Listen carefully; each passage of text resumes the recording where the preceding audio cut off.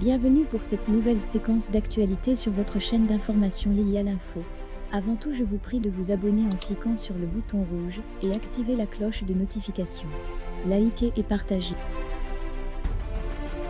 Le président français Emmanuel Macron utilise une fois de plus le franc-parler comme outil de stratégie diplomatique, en visant cette fois le président de la République centrafricaine, RCA. Il décrit Faustin Archange Touadéra comme un otage de Wagner, un entrepreneur militaire russe, qui aide le gouvernement centrafricain à combattre les rebelles menaçant d'envahir la capitale, Bangui. Paris se montre également irrité par les messages anti-français diffusés sur les réseaux sociaux, qui émanent de sources proches de M. Touadéra, et attisent le ressentiment à l'égard de l'ancienne puissance coloniale. Quelle est l'histoire du sentiment anti-français en Afrique, et pourquoi il resurgit aujourd'hui? Quelles sont les intentions de Poutine en Afrique? La Russie est-elle un acteur clé en Afrique? C'est l'intervention des troupes françaises et africaines en 2013 qui a sauvé la RCA d'un conflit civil potentiellement génocidaire et créé les conditions pour les élections démocratiques qui ont porté M. Touadéra au pouvoir en 2016.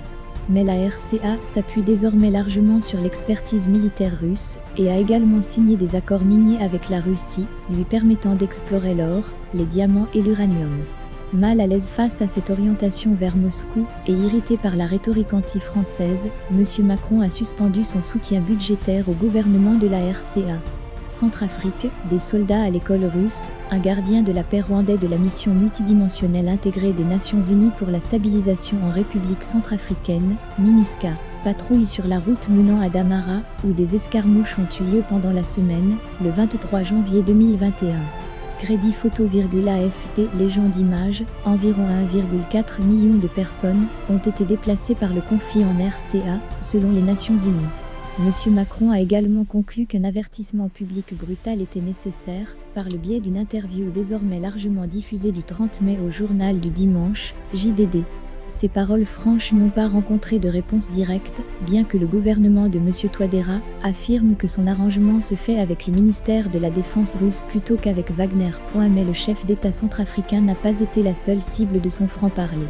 Il a prévenu le Mali où le vice-président par intérim, le colonel Assimi Goïta, a organisé un nouveau coup d'État pour déposer le président et le Premier ministre, que les troupes françaises déployées pour aider à la lutte contre les islamistes militants pourraient être retirées si l'État ouest-africain s'engageait sur la voie du radicalisme islamiste. Assimi Goïta, l'homme fort du Mali. L'interview du JDD a été largement relayée par les médias francophones. M. Macron sait certainement comment attirer l'attention. Tout en mettant en garde les dirigeants de la transition malienne contre un accord de complaisance avec les djihadistes, ces déclarations visaient peut-être aussi à rassurer les électeurs maliens sur le fait que les troupes françaises présentes dans la région du Sahel ne sont pas appelées à risquer leur vie en vain. Un soldat français engagé dans l'opération régionale anti-insurrectionnelle Barkhane Patrouille, le 9 mars 2016 au port de Korioum, près de Tombouctou. La mission française de lutte contre le terrorisme Barkhane comprend au moins 3500 soldats déployés dans 5 pays, Mauritanie, Mali, Niger, Tchad et Burkina Faso, et a pour mandat de combattre les insurrections djihadistes. Dans la région Crédit photo AFP Légende d'images, la France a plus de 5000 soldats au Mali.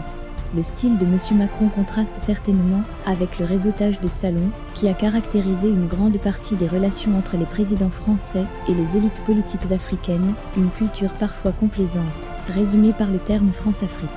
Cette culture a eu tendance à renforcer le pouvoir en place plutôt que de répondre à des demandes plus larges de réforme ou de développement social et économique.